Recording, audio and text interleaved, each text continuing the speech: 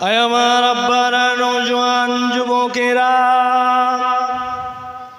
এ নবী পাকের প্রেমিকেরা, বর্তমান সন্ধিক্ষণে আমার নবী পাক সম্পর্কে কত কটু কথা শুনতে পাই আমরা।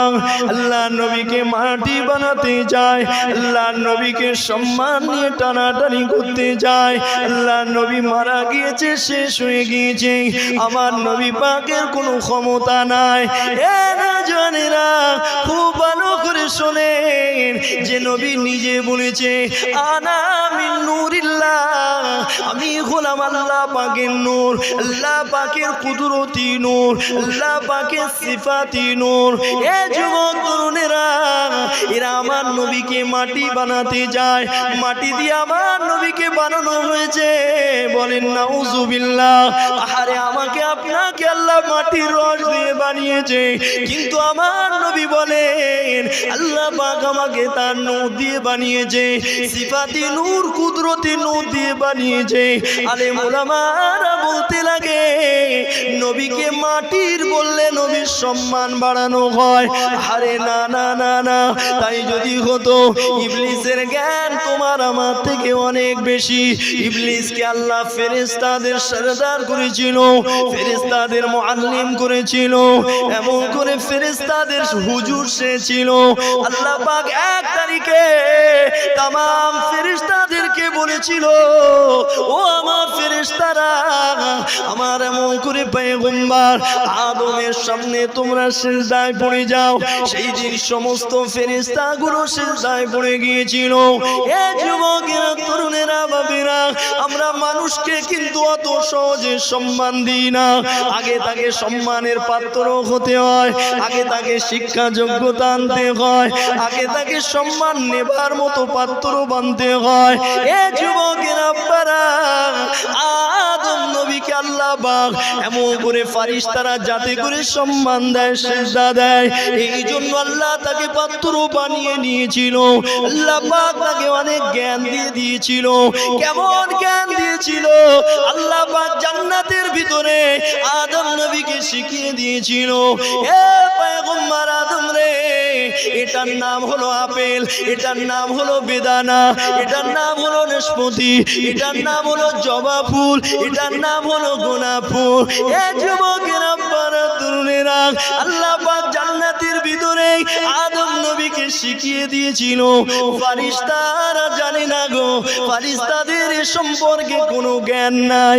একবারে আমার আল্লাহ পাক ফারিস্তাদের সামনে, আদম নবীর সামনে, ফারিস্তাদের সামনে আল্লাহ পাক একটা ফল নিলে ফেরেশতাদেরকে বলতে বললে, ও ফেরেশতারা বলো এটার নাম কি?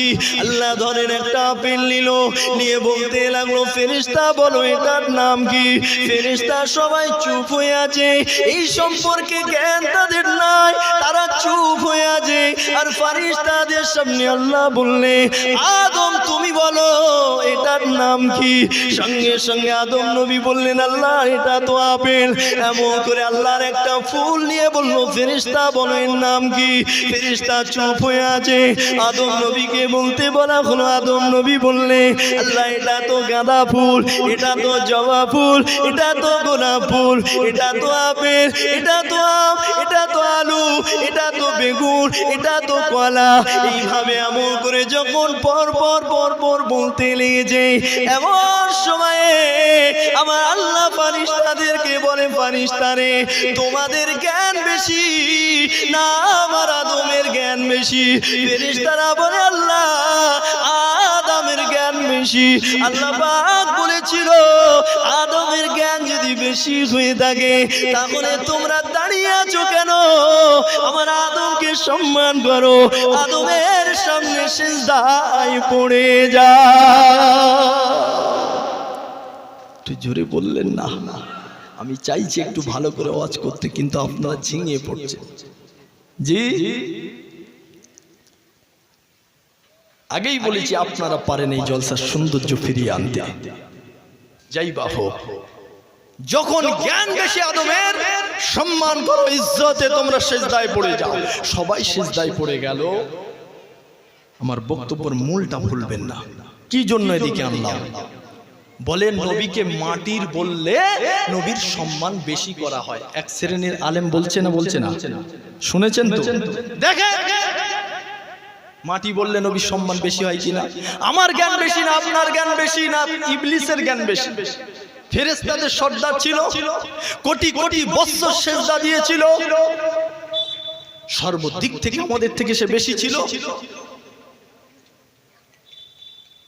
যখন সমস্ত ফেরেশতা সিজদায় চলে গেল, একজন বেটা দাঁড়িয়ে আছে। আল্লাহ বলে, কি ব্যাপার তুমি দাঁড়িয়ে?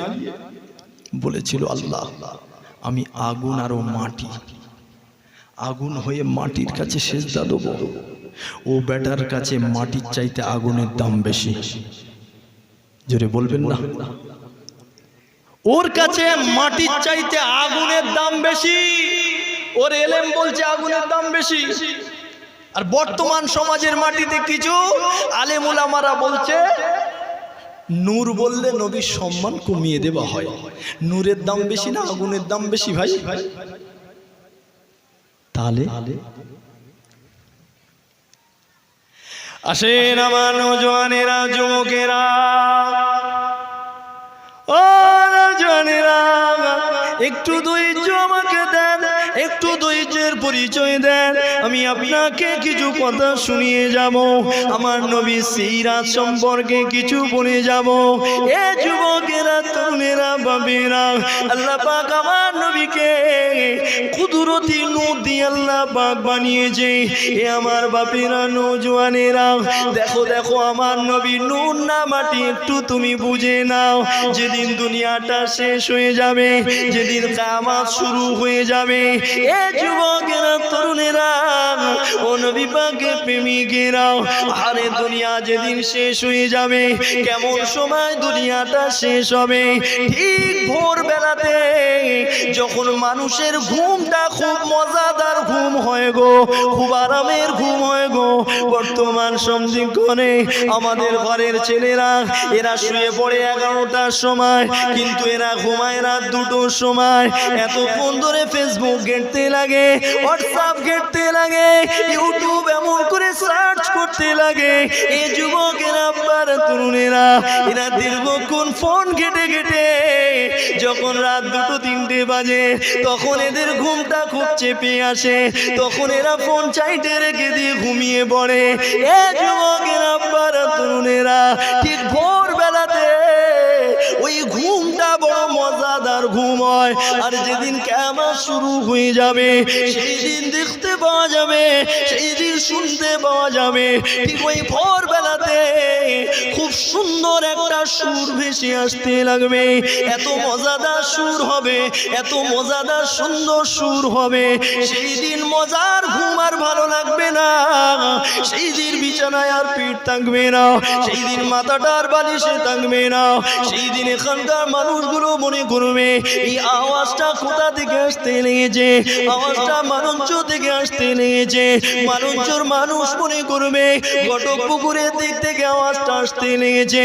এ যুবকেরা, তরুণেরা, গোটা পৃথিবীর মানুষ সেদিন দৌড়াদৌড়ি শুরু করে দেবে।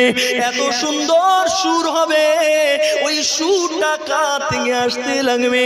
ওটা সিঙ্গার থেকে আসতে লাগবে। ফুঁকটাকে দিতে লাগবে হযরত ইসরাফিল আলাইহিস সালাম। আজও পর্যন্ত তিনি সিঙ্গারে এমন করে মুখটা লাগিয়ে আল্লাহর আরশের দিকে তাকিয়ে বসে দাঁড়িয়ে আছে। কেন কেন তিনি দাঁড়িয়ে আছে? তিনি তো বসে থাকতে পারতেন। কেন তিনি 1000 বছর ধরে তিনি কেন দাঁড়িয়ে আছে? এমন করে এই কারণে দাঁড়িয়ে আছে, আল্লাহ পাকের ইশারা যখন হয়ে যাবে, আল্লাহ পাকের হুকুম যখন হয়ে যাবে, না না এক মুহূর্ত যেন বিলম্ব না হয়ে যায়। তো আওয়াজ দেন ভাই, নারে তাকবীর। কি জন্য দাঁড়িয়ে আছে? এক মুহূর্ত যেন আল্লাহর হুকুম পালন করতে বিলম্ব না হয়ে যায়, দেরি না হয়ে যায়। একেবারে রেডি হয়ে আরশের দিকে চাতক পাখির ন্যায় তাকিয়ে আছে। একবার ইশারা হবে, সুর শুরু হয়ে যাবে, সিঙ্গারে ফুঁক লাগিয়ে দেবে, এত সুন্দর সুর আসবে, মানুষ মাতোয়ারা হয়ে যাবে, দৌড়াদৌড়ি করবে। এত সুন্দর সুর কোথা থেকে আসছে? অনেক সময় দেখবেন এক একটা বক্তাকে আল্লাহ এত সুন্দর সুর দিয়েছে, জি আর ঘুমিয়ে থাকা যায় না। এত সুন্দর বক্তা কোথা থেকে এসেছে, চল তো দেখে আসি, উঠে পড়ে চলে যা। জি জি, আর আল্লাহর ফেরেশতা আওয়াজ দেবে, মানুষগুলো দৌড়াদৌড়ি করবে। কিতাবে এটাও আছে, আওয়াজটা প্রথমের দিকে মজাদার হবে, কিন্তু আস্তে আস্তে তিক্ত, সহ্য করা যাবে না, তীক্ষ্ণ হয়ে যাবে, বিকট হয়ে যাবে। মানুষের সহ্য করার ক্ষমতা থাকবে না, দম ফেটে সব মারা যেতে লাগবে।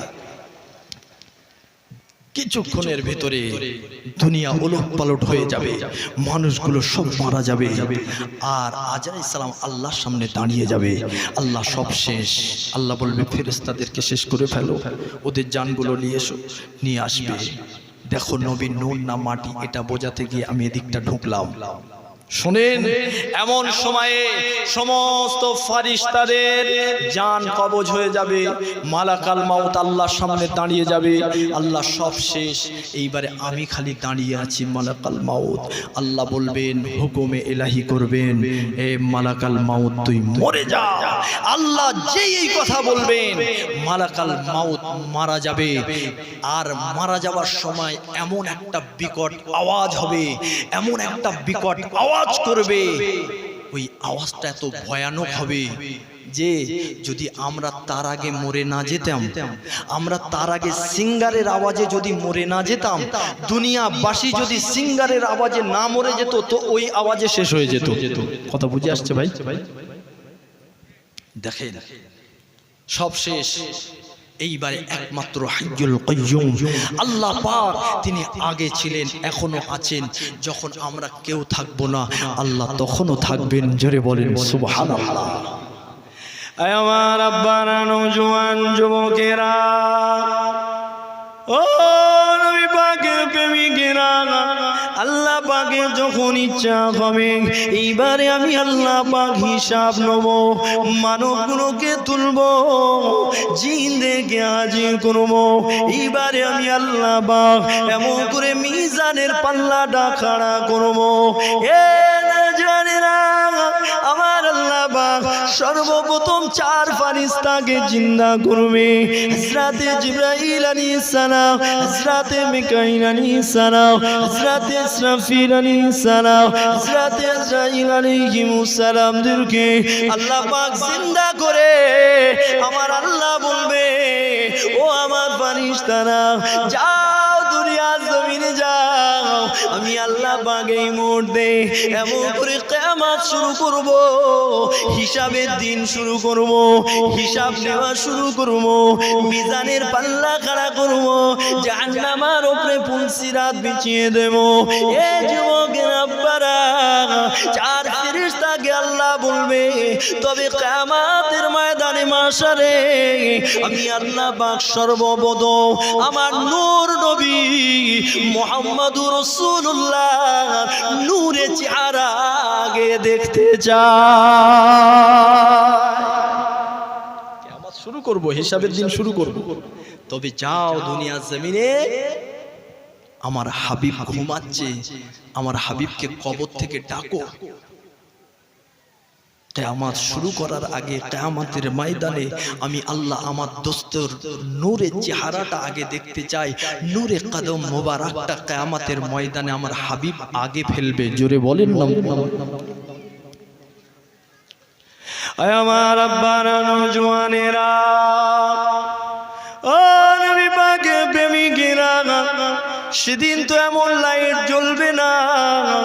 আল্লাহ পাকের ফারিস্তারা, 4 ফারিস্তা দুনিয়ার জমিনে নেমে আসবে। সেই দিন তো এমন লাইট জ্বলবে না, সূর্যের কিরণটা থাকবে না, গোটা পৃথিবীটা অন্ধকারে দাদা করতে লাগবে। এ যুবকেরা, সেদিন বড় বড় বাড়ি কোনো থাকবে না, বুর্জ খলিফা সেদিন থাকবে না, আল্লাহর কাবা থাকবে না, আমার নবী পাকের মাজার মুকদ্দাসের গম্বুজ পর্যন্ত পর্যন্ত থাকবে না, সেদিন আমেরিকা চেনা যাবে না, সেদিন জার্মান জাপান চেনা যাবে না, সেদিন এমন করে ভারত চেনা যাবে না, বাংলাদেশ তুর্কিস্তান পাকিস্তান চেনা যাবে না। এ নওজওয়ানের আব্বারা, চার ফেরেশতা দুনিয়া জমিনে নামবে, গোটা পৃথিবীটা অন্ধকারে দাদা করবে, ফেরেশতা আমার নবীর কবর খুঁজে পাবে না। ফেরেশতারা এমন করে গোটা পৃথিবী তন্ন তন্ন তন্ন করে খুঁজতে লাগবে, আমার নবী পাকের মাজার মুকদ্দাস কোথায়, আমার নবী পাকের কবর কোথায়। গোটা পৃথিবী খুঁজে খুঁজে খুঁজে খুঁজে তারা আমার নবীর কবরটা পাবে না। এ নওজওয়ানের আব্বারা, দেখো কোন নবীর উম্মত ওই দুনিয়া জমিনে এসেছো, আল্লাহ পাকের চার ফেরেশতা তারা আল্লাহর কাছে ফিরে যাবে। আল্লাহ পাক আপনার হাবিবের কবর আমরা খুঁজে পাইনি, আল্লাহ আপনি ঠিকানা বলে দেন, আল্লাহ আপনি রাস্তা বলে দেন। আল্লাহ পাক সেদিন বলতে লাগবে, ও আমার মালাইকারা, ও আমার ফেরেশতারা, হ্যাঁ আমি আল্লাহ পাক আমার হাবিবের ঠিকানা বলে দিই, আমার হাবিবের কবরের ঠিকানা তোমাদেরকে বলে দিচ্ছি। একবার তাকিয়ে দেখো, পৃথিবীর জমিন থেকে একটা নূরে ফোকাস উঠে আসছে, একটা লাইট উঠে আসছে, একটা জ্যোতি উঠে আসছে। এ আমার ফেরেশতারা, ওই লাইট নূরে জ্যোতিটা অন্য কারণ নয়, ওটা হলো নূর নবী মুহাম্মাদুর রাসূলুল্লাহ নূরে মুহাম্মাদি। আরো জোরে বলে নারে তাকবীর। ওই জ্যোতি অন্য কারণ নয়, ওটা নূরে মুহাম্মাদির জ্যোতি উঠতে লেগেছে, ওটা আমার মাহবুবের একটা জ্যোতি, একটা ফোকাস উঠতে লেগেছে, ওটা ধরে চলে যাও। আজ থেকে 10-12 বছর আগের একটা কথা বলছি শোনেন। নাসাই বৈজ্ঞানিক, আমেরিকার বৈজ্ঞানিক সুনিতা উইলিয়ামস, এই নামটা শুনেছেন আপনারা?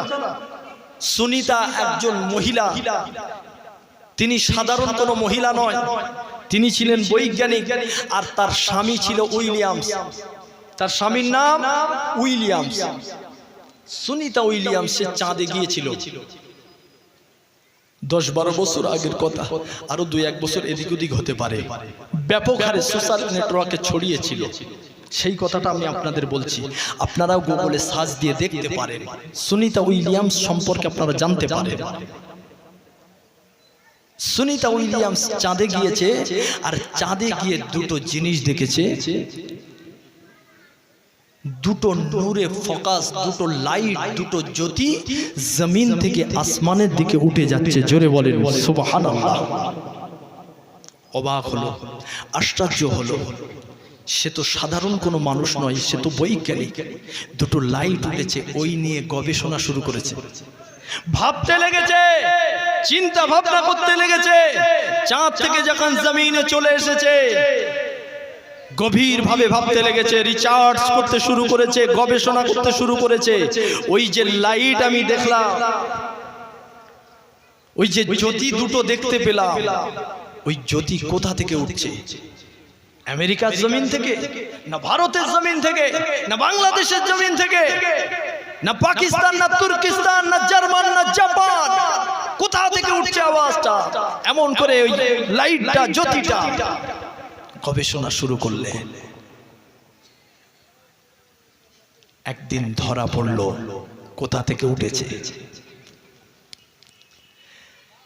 আমার আব্বারা, নওজওয়ানেরা, তরুণেরা, বাপেরা একদিন বুঝতে পেরে গিয়েছে, ও নবী পাকের প্রেমিকেরা একদিন বুঝতে পেরে গেল, ওটা আমেরিকার জমিন নয়, ওটা ভারতের জমিন নয়, ওটা পাকিস্তানের জমিন নয়, ওটা জার্মান জাপান নয়। এ নওজওয়ানেরা, ও বুঝতে পেরে গেল, এমন করে ওটা হলো সৌদি আরবের জমিন। এ যুবকেরা, সুনিতা উইলিয়ামস আবার গবেষণা শুরু করলেন। আবার সে এমন করে ভাবতে লাগলো, ওই সৌদি আরব তো ছোট নয়, ভারতের থেকেও তো সৌদি আরব বড়। এ যুবকেরা, তরুণেরা, ভারতের জনসংখ্যা বেশি কিন্তু সৌদি আরবের জনসংখ্যা কম, কিন্তু আয়াতনে ভারতের থেকে বড়। সুনিতা উইলিয়ামস গবেষণা শুরু করলো, ওই যে দুটো নূরের লাইট যদি আমি